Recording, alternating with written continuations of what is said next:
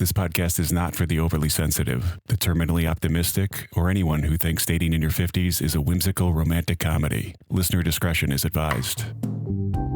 Warning, this podcast contains sarcasm and realism. You've been warned. This is Girls Can Tell, with your host, Trent Erickson. Recently, I was reading about the idea of jealousy as a weakness, and it got me thinking about something that happened a long time ago. I was married. There is this guy, the kind who walks into a room and the energy shifts, good-looking, confident, charismatic without even trying. You know, a real asshole. Well, he started spending time around my wife under the label of just friends. My gut flagged it the first time I saw it. Something about the way he acted around her. The whole vibe didn't feel right. At that point in my life, everything I'd heard or read said that jealousy was a problem, that a secure, emotionally mature person wouldn't feel threatened by another guy in his wife's life, that feeling jealous at all meant I was insecure or had some attachment issues to fix. So, I did what I thought was the healthy thing, kept it to myself and managed it. I told myself I was being irrational and overrode the feeling and ignored the red flags. I was wrong because I was right. See, because that jealousy was accurate information, not some insecurity, the guy was pretending to want a friendship when he wanted more, using the bullshit friend angle to get close. And I could see it immediately, even when she couldn't. She had plenty of other guy friends who were just friends that never bothered me. This one was different. My nervous system was doing real threat assessment and saw where this was going. I just dismissed it because I'd been taught that jealousy was always unacceptable. She eventually ended up in an uncomfortable and unfortunate situation with him that nearly got out of control. By then, it was too late. I was too conditioned to ignore the feeling and too young to handle it properly and say something, and I paid the price for looking the other way. That concept is what I want to talk about today. At some point in the last 20 years, jealousy got fully pathologized. General consensus landed on jealousy equals insecurity equals emotional immaturity equals something to be completely eliminated. The enlightened version of a relationship is one where both people trust each other so completely that jealousy simply doesn't exist. And if it does arise, the mature response is to look inward, identify the wound it's coming from, and do the work to heal it rather than burden your partner with your dysfunction. That isn't entirely wrong. Some jealousy absolutely comes from inside you rather than from anything real in the external situation. Your partner does something completely innocent and your nervous system flags it anyway because it resembles something that hurt you before.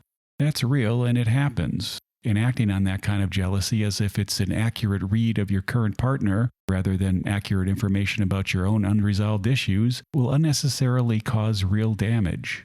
But it assumes all jealousy comes from that place. It treats the feeling itself as the problem regardless of what's actually causing it, and convinces a lot of people to dismiss a signal that evolution has spent thousands of years building into human psychology for a very good and very specific reason. Jealousy didn't show up in human emotional architecture by accident. It developed because pair bonding, the ability to form exclusive attachments and protect them, gave our ancestors a huge survival advantage. Raising children, building stable units, sustaining cooperation over time, all of it works better with real commitment, and jealousy is the mechanism that protects that commitment when something threatens it, like a sophisticated alarm system. Research on jealousy shows something surprising. Jealousy activates proportionately. It's stronger when the perceived rival is more attractive, higher status, or more compatible with your partner. It calibrates to the actual level of threat rather than firing randomly, which means your jealousy is doing an accurate threat assessment. It's your brain running a true comparison, evaluating the rival, the situation, the realistic risk, and adjusting its level accordingly. So your nervous system is doing a calculation that you should probably pay attention to. That's hardly a malfunction. When I felt what I felt about that guy around my wife, my brain was correctly identifying this specific person in this specific situation represented a bona fide risk. The assessment was right, the verdict was accurate, and the mistake I made was overriding it because I'd been told that having the feeling at all was the real problem. It wasn't. Dismissing it was. There are two meaningful, distinct kinds of jealousy. The first kind focuses inward. It comes from your history, your wounds, the last person who broke something inside you that hasn't fully healed. Your partner does something innocent, mentions a name, takes a little too long to respond, spends an evening you weren't part of, and something gets set off. And when you feel it, you know it's coming from you and from something outside this relationship. It's telling you something about where your attachment system currently is, what it's still afraid of, essentially, what it hasn't finished processing. And that's useful information, but acting on it as if it's about this person in this situation will cause a lot of problems. The second kind is outward. It's a response to something real, a person who initiates a flag, a behavior that doesn't add up, a situation your gut has correctly identified as a threat before your conscious mind has put together all the evidence. This kind is your alarm system working exactly as designed. The hard part is that from the inside, these two can feel very similar in the moment. The feeling doesn't make a distinction as to which one it is, which is why the question is, where is it actually coming from? And you usually know. Even when the jealousy is the second kind, when it's pointing at something real and doing accurate work, the behavior and how you react is still your responsibility and a complete separate decision. Some people stay calm and investigate. They sit with the feeling long enough to understand what it's really telling them. Then they have an honest conversation with their partner from a place of honest curiosity rather than accusation. They trust the feeling enough to take it seriously without letting it get out of hand. Some people completely dismiss the feeling, calling it insecurity, put it out of their minds, and end up blindsided by something they were warned about in advance. Some people go simply apeshit. The jealousy turns into controlling behavior and start making accusations without evidence. They launch into surveillance and possession labeled as love. The feeling was maybe even justified, and the response destroyed everything anyway. The response to the alarm going off is the problem in those scenarios. Jealousy handled well is honest. It says the person matters to you, you have a stake in this, you're paying attention, and something feels off enough that it at least deserves a discussion. Jealousy handled poorly destroys relationships. It's the same feeling with completely different outcomes depending entirely on what you do with it. There's an interesting version of jealousy specific to modern dating. It's the kind that shows up before you have any right to feel it. You've been talking to someone for 2 weeks, nothing's official, you haven't even met yet, and they mention someone else in passing, a friend, a night out, a name that appears twice, and you feel it.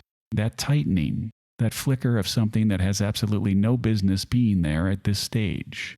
On one hand, it's premature, and acting on it will make you look like a lunatic and end things before they even start. You have no claim, this person owes you nothing. Getting territorial at this point is one of the fastest ways to kill something that was developing naturally. On the other hand, it's telling you something about your own investment.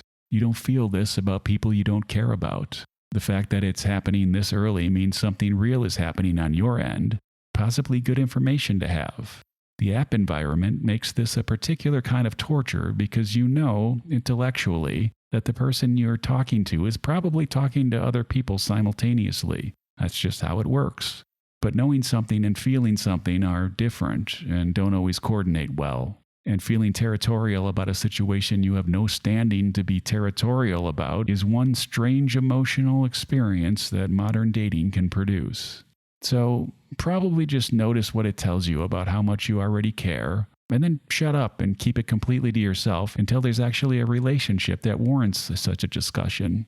There's a trend that I think is pretty much one of the most ridiculous. There's a growing celebration of open relationships as the emotionally evolved alternative to monogamy. The argument goes that jealousy is a learned behavior based in ownership and insecurity, that truly secure people have transcended the need for exclusivity, and that the highest form of love is one so confident, so evolved, and so expansive that it isn't threatened by your partner being physically intimate with other people. That's almost entirely backwards, and I laugh when I hear it. And here's why. Jealousy correlates with investment. This is not debatable, and it's consistent across research. The more deeply bonded you are to someone, the more jealousy you feel when that bond is threatened. Less bonded, less jealousy. And when you're indifferent, there's no jealousy. This isn't a swingers key party in 1971 at Tim and Tina's house where everyone throws their keys into a fishbowl. And I don't really know what happens after that or how it works, but I just know it's a free-for-all sex party where anything goes, and what I assume was a very awkward coffee and eggs in the morning where everybody avoided eye contact and talked about the weather. So when someone tells me they're genuinely, authentically, absolutely unbothered by their partner sleeping with other people, not that they've chosen to accept it despite how it feels, but that it simply doesn't produce a response, it's a shallow bond. Think about what it would actually mean to be deeply, completely connected to another person, to have them matter to you in a way a real partner matters, and to have built something real with them. Then imagine being completely indifferent to the idea of them being that intimate with someone else. That indifference is disconnection that these people pretend is some sort of evolved enlightenment because they can't admit what shallow ground their relationship is built on. The people sitting at home watching Three's Company while their partner is out banging someone else and feeling absolutely nothing about it aren't the people with strong relationships. These are people with nothing to lose. Real attachment produces real responses. That's what it means to actually have a stake in someone. Calling the absence of that stake a virtue doesn't make it one. Saying something doesn't make it true.